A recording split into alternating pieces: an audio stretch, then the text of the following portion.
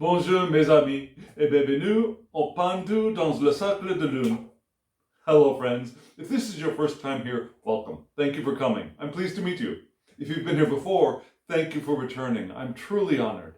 Friends, if you are a returning visitor, you surely know from that attempt at a French introduction that this is my video, my weekly video, in which I use Tarot de Marseille adjacent, or antique Italian decks to help me parse out a concise message from my larger Tree of Life reading.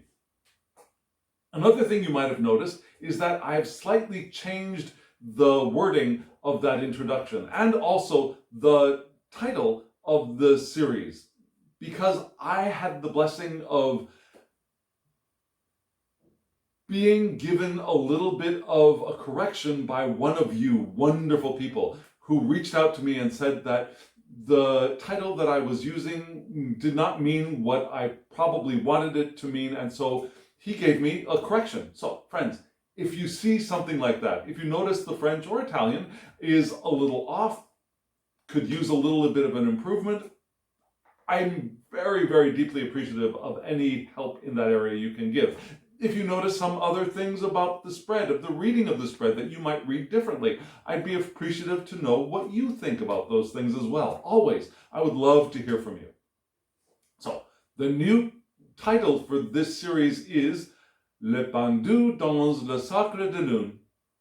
Now, again, if you want to correct my pronunciation, that would be wonderful too. So, friends, back to the main topic. Every week, as you probably know, if you have been here before, I do a large, intricate Tree of Life reading. I've been doing it for the last 2 lunar cycles. The last one, the one that just finished, and the one before that. And it's, like I said, it's a complex reading. It takes 2 videos. It's practically 2 hours. So this video is to get a concise message. But before watching this, I highly recommend going to see the first 2 videos so you get the context from which this reading is emerging. And to do that, I'm going to put a card up here for you to be able to hop on over and take a look at the first video and then the second video, and then come back and then watch this, and you'll understand where we are much better. Now, just in case you have seen those 2 videos and it's been a little bit of a while and you want a quick refresher of 2 hours in a couple of sentences is challenging, but let me see if I can do it. The reading began with our understanding that there may be some obstacles that are on the verge of presenting themselves. Obstacles that are self-created and are probably due to long-held, perhaps, negative beliefs or fears that we have taken on and have incorporated within our psyche. And those things have not been dealt with yet, or they have not been released, they have not been metamorphosed in whatever way to heal those contents which are presenting as obstacles for us. And the readings seem to be around relationships primarily. And then we moved through the spread and we landed at the bottom in Malkuth, at the bottom of the tree, at manifestation with the comet Psyche, and our recognition that we want to be 2 things. One, we want to be open and take advantage of our sensitivity and our psychic ability, and you have psychic ability. Just in case you think you don't have it, you do have it. We all have it. It's part of being eternal beings having a human experience. We have psychic abilities. We have a third eye available to us. Now, there are different ways of understanding that, but we all have second sight. We all have that because we are divine beings. So, that card is reminding us that we can embody that. We can embody our sensitivity, and our sensitivity can transmute those negative things into positive things. But we also want to be careful that as we are open to others, we are not taking on the opinions and beliefs of others, that we should be doing things like this, we should be behaving like that, we should be manifesting ourselves in the world as a specific kind of being to please the other person, rather than being who we are in the fullness of self. So that whole reading was, and it was, like I said, it was a kind of a rough ride to get there, but that reading was basically the movement from from that top to that bottom, from those obstacles, self-created obstacles that are on the precipice of revealing themselves, to our becoming open and yet careful of not assimilating the good opinions of others to our own detriment. Right? So, the question I ask every week for the last 2 lunar cycles is, what is the central message of this week's Tree of Life spread? And I got a really interesting response from a very beautiful deck by Artisan Tarot. So, what am I going to do? I'm going to show you that question all beautifully written out in text, and then I'm going to show you the spread that got laid out, and then we're going to talk about it. So, here we go.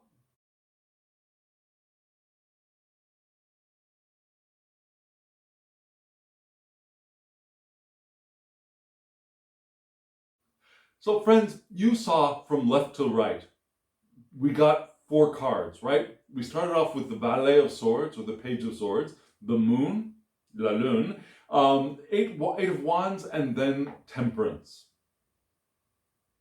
And, oh, the deck. Isn't this a gorgeous deck? This is a redrawing of the Vieville Tarot by Artisan Tarot. And it's a gorgeous deck. The cardstock is phenomenal. It's thin, it's flexible, it's durable, it's easy to shuffle. It's casino quality cardstock, and it's just beautiful. The color palette of the redrawing are phenomenal. I love it. I'm waiting for their copy or their rendition of the Tarot de Marseille. Frankly, I'm really looking forward to that. But I love this deck. I love Vieville. I have another copy from Flanois, but I love this deck by Artisan Tarot. And if you want to get this deck or any of the beautiful offerings of Artisan Tarot, there will be a link in the description box below. Hop over there, take a look at their decks, take a look at their books, and order one or all of them. They're just phenomenal. Okay, so back to the cards. When I laid these cards out, I did a 3-card spread. I always begin with a 3-card spread. And the 3-card spread, can you guess can you guess the 3 cards that were the base 3-card spread? Can you figure that out by the way people are looking? It started off with the Moon, then the 8 of Wands, and Temperance. In that order. I lay them from left to right. Which seemed like a very adequate reading. And if you look carefully at the Moon, her eyes look like they're looking at the distaff, the thing that she's using to twirl the wool into thread or into yarn. Yeah, that stick that she's holding with the blob on the top. She looks like she's looking at that, but the position of her eye, we only see one eye, also looks like it's looking a little bit to the rear, looking a little bit over her shoulder. It's hard to tell the positioning of that one eye. Is she looking forward or is she looking back? However, her body is clearly looking off to the left from our perspective. And so I thought, okay, whether she's looking to the left, at least her body is facing to the left. What is she facing? Even if her eye might not be going there fully, what is she facing? I was curious about that, and so I pulled a card, which was the Page of Swords, and that made a really good pair because those two are facing each other, right? And so I thought, okay, good, clear stop. Period. Full stop. So, how am I going to read this this series of cards. My first impression is to read from right to left, because that's the way most of the figures in the cards are facing. Another possibility is to read from left to right with the pair of the Moon and the Page of Swords as the beginning, and then going towards Temperance. I think the message is the same, but the grammar would be different, if that makes sense. Going from right to left, we're going to get the idea of do this, because of that. If we read from left to right, we're going to get the grammar of this is what is happening, and this is the modifier, so do this.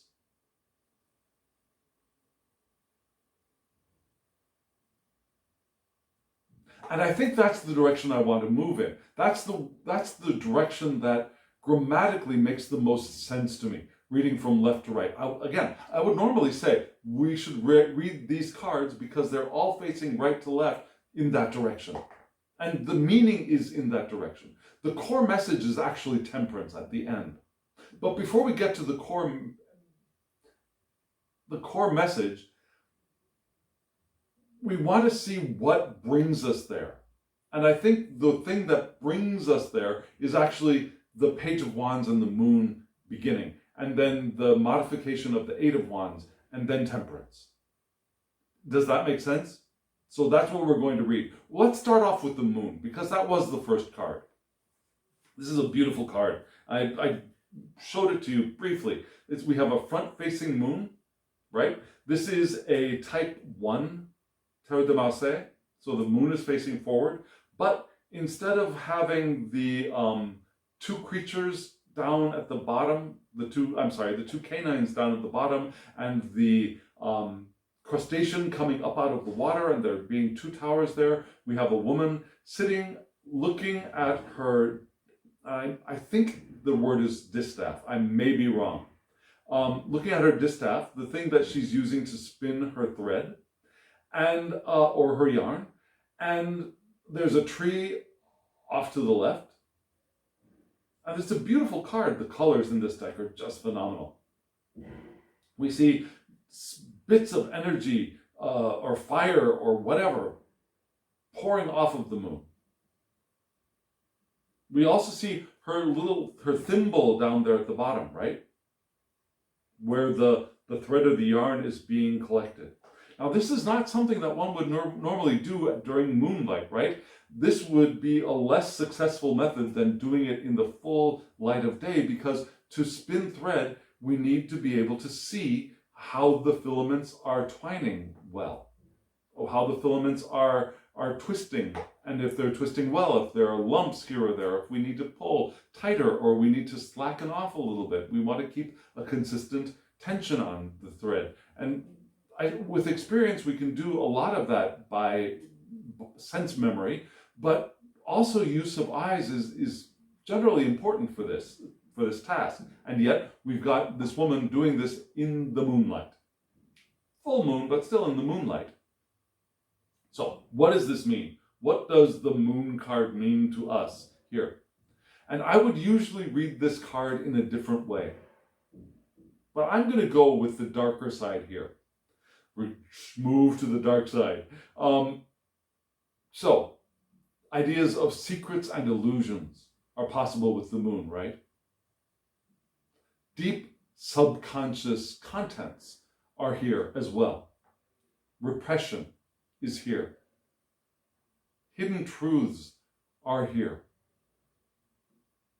I mean, there are more positive things of receptivity. Now, receptivity might actually be one of those neutral terms, right? I usually think of receptivity as a very positive thing. Yes, let's be receptive, but it could be neutral, right? Receptivity of what? Yeah, perhaps receptivity of those deep unconscious or subconscious contents. Receptivity of those things which have been repressed. Receptivity of our night dreams, which could be either positive or negative. There's a possibility of divination here as well. Divination of hidden treasures. And I think all of those things pertain to that top card in the Tree of Life spread that we did this week. The revelation. Because that was in the Sephirah of Kether. That is the Sephirah of the thing that we are not yet able to perceive. The thing we are unable to perceive because it's still so far removed from manifestation that it isn't even ethereal yet. It isn't even the mist yet. What I like to describe some things physically, and the way I describe Kether is, have you ever noticed your body move and wonder why it moved in that way? And then you notice, oh, wait a second, there's something there. And then you notice, oh, wait, there's an itch. And then you say, oh, yes, I'm itchy. And then you scratch. And there's that, sometimes there's that process of, before you notice the itch, the body reacts to it. And then you wonder what it's reacting to. And then there's that very quick, but still a train of thought, a process. Kether is that reaction of the body. It's the moment before the body reacts, before we're even able to, the body is even able to notice that there's something to react to. It's that pre-reaction. That's Kether.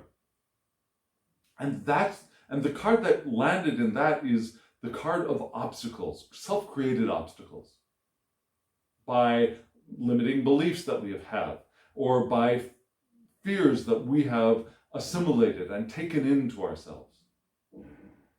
Which seems like a really good, I mean, this card seems like a really good cliff notes of that, right? Now, if you don't know Cliff Notes, they're the small texts that give summaries of larger things like Shakespeare's plays or large Russian novels or things like that for students. Yeah, Cliff Notes. So this is the Cliff Notes version of that card, I believe. Yeah, there are secrets here. There are illusions of, because those negative contents are because of our illusions, our fearful illusions, our negative illusions. Yeah? And we've repressed them, which is part of this, the content of this card. And we have the opportunity to divine them, which is also the content of this card. And we have the opportunity to receive them, which is also the content of this card. And the receiving of them, the divination of them, is also a blessing. Those obstacles coming to light are also hidden treasures. Because as long as they're hidden below, they are not treasures, they are blockages. But when they come to light, we have the opportunity to do something about and with them, right? And so in that sense, it is a hidden treasure. That there's a treasure coming up, a treasure of something to be taken, to be healed is the correct word, to be healed. And to be, as one would say in alchemy, to dissolve and bring together into the jewel, so that the dross will be sloughed off, and the diamond gem will remain. So this moon card is facing what? What is on this moon card's mind? This moon card is carrying in mind the Page of Swords. This is a wonderful page. Now, the pages in this deck are not all young people, which I like. Some of the pages are a little bit beaten up and a little bit scruffy, but this page is kind of young. And I think that's appropriate, because this Page of Swords is the page of mind, of course, of communication, of ideas, of vision, but a page. This page is curious, and we want to approach these contents that are coming up with curiosity, of course. We want to bring our mental energy into this interaction, yes. But this page is also restless and needs to hone and sharpen their intellect. They're not the king, they're not the queen, they're not even the knight. These pages are not fully able to manage their intellectual capabilities. They're curious, they have the energy, but they don't have the clarity, they don't have the maturity, they don't have the experience. And they could be hesitant, right? They could be hesitant because of that inexperience. They're the student or seeker of knowledge, of wisdom, but they lack self-confidence, which is part of that. Which is the part of that beginning of noticing those hidden fears and hidden limiting beliefs. Those are partly because we lack the self-confidence to overcome them before we have taken them in and embodied them. So, we may not have completed our education, right? This page has not completed their education, their education. But we never complete our educations.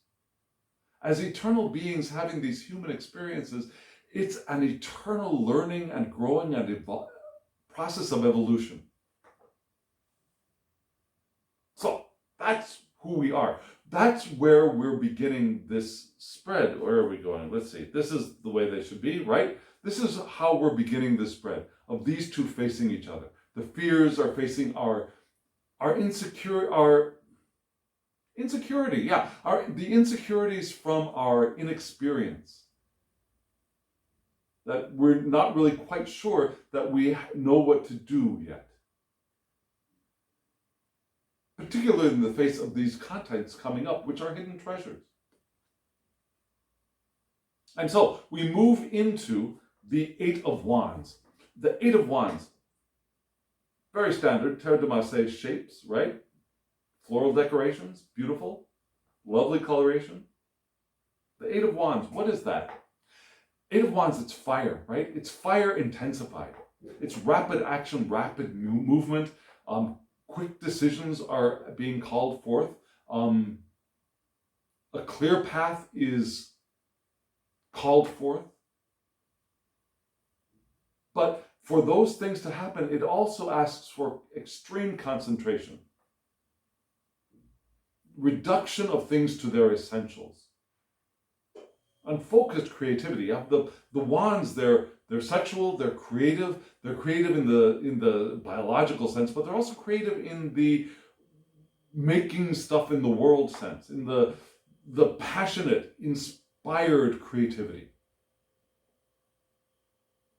And in this card, authority is possible and it emanates from within us. And this card, I think, is joining those two with the Temperance card on the side.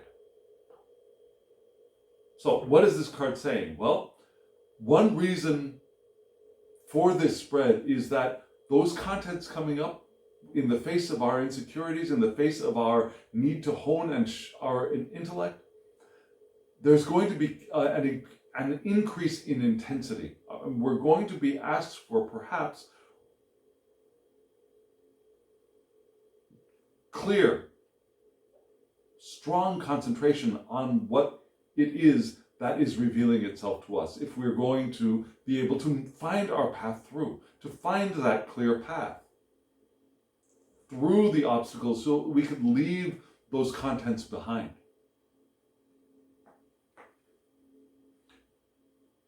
There's a potential for effortlessness here, but for that effortlessness, we're asked to concentrate and to reduce things to their essential, to the essential contents that are being revealed. And remember, I mentioned just a moment ago, solve et coagula, to dissolve and recombine. Because when we dissolve, we can recombine the essentials there. So this is also asking us for a kind of alchemy, an alchemy of self. So allow the inessential, the fears, the unhelpful beliefs to flow off as the foam of. Have you ever made soup with, perhaps especially with meat, but even beans? Have you ever boiled that stuff and notice that there's this foam that rises to the top that usually we want to get rid of? That's the stuff we're talking about here, right? It's being able to clear that stuff off asks for concentration. It asks for quick decisions. It asks for good timing. It asks for focused creativity. And moving there, in conjunction with this, we are asked this, temperance. And this is a beautiful card. And it's also interesting for a couple of reasons. One, you know, let's look at temperance and the moon together here for just a moment. They're both looking in the same direction, right? Now, I don't know if you'll notice this, but gosh, how am I going to do this so that you can see? Okay, I'm going to do it like this. Let's see if this works. So, which one is the moon? The moon is here. In the moon card, you'll notice that there is a flow of thread from top to bottom. And usually when we see the temperance card, the temperance figure is holding two different vessels and the fluid seems to be flowing from side to side, right? But here, the temperance being is only holding one of the vessels and that fluid is flowing from top to bottom. Like the thread is moving from top to bottom. And the temperance figure is holding a staff, just as the moon figure is holding the staff. And we also notice that in the temperance card, there is a banner, and that banner says Sol Fame. Sol, the sun. Yeah, the fame or the report of the sun, the reputation of the sun, but the sun. So even though it's the temperance card, we also have echoes of the sun being presented for us in this particular deck. And those two, the sun and the moon, are being joined here by the Eight of Wands. So these two are very nicely joined. Sol Fama. That's just wonderful. And you'll notice the wings on the scepter being held by temperance, right? That temperance is ready, has the power to take flight, to rise above. But temperance, what is temperance? Temperance can be patience, it can be serenity, harmony, but it can also be healing. Yeah, the healing arts are also indicated in temperance, and that's what we're being asked to do. That extreme concentration, the focused creativity, the authority within that, from within us, within each one of us as individuals, comes forth as a power to heal. Yeah, we're able to temper our contents. We're able to mix contents to arrive at something new. Temperance for me is the alchemy card in the major arcana. And so we're reminded to do the alchemy of self here. Now it's a slow process of distillation. It's not going to, this card is ramping things up, but we also want to have patience. We want to have patience with the process. We want to get focused and concentrate and have patience at the same time. Spiritual healing and integration of opposites is here in this card. Our ability to do the seeming impossible is here in this card because we're doing the work, the alchemical work of mixing the pairs. We're mixing the hot and the cold. We're mixing the light and the dark. We're mixing the active and the receptive. We're mixing the yin and the yang. Yeah? So that's where we're going. That's the core message of this week's Tree of Life spread, clearly. To do the healing work of self so that we can become the dynamic, serene, patient beings that are living lives of harmony that we want to be as we live our intentional lives. Living an intentional life is a life of reaching towards increased harmony and openness. Because when we're balanced, harmonious, and open, we have access to the full power of intention, to the movement forward with the powerful current of intention. Does that make sense? So those contents are going to show themselves, and we're going to feel we're going to feel unease, we're going to feel our inexperience, we're going to feel a lack of self-confidence, but we can be curious. We can allow our curiosity and our mental energy to begin the work of moving forward and concentrating and focusing our creativity and discovering that we do have authority within. Just like Psyche has authority within, so that Psyche doesn't have to take on the opinions of others to change who she is naturally. And then as we do that, we do the alchemical work of temperance to become who we can become. We can become the androgyne, the joining of all aspects of self into one powerful, intentionally living being.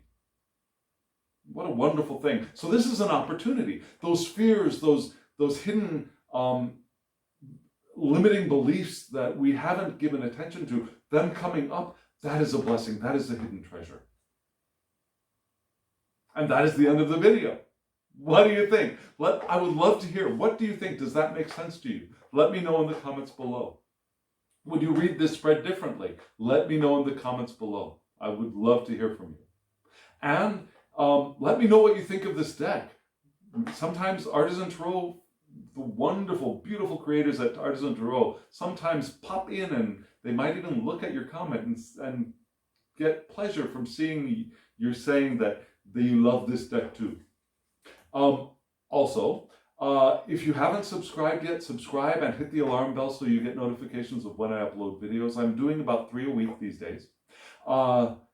Hit the thumbs up button so that YouTube knows that you got something out of this, and it will therefore show the video to more people. It helps the channel. And also, if you want a reading from me, there's an easy way. My email address is below. Shoot me an email. We'll get you a reading. Tarot de Marseille, Smith weight-based, anything. Big spread, small spread, your choice. And friends, now, as always, I wish you love, joy, well-being, and pure awareness. Thank you.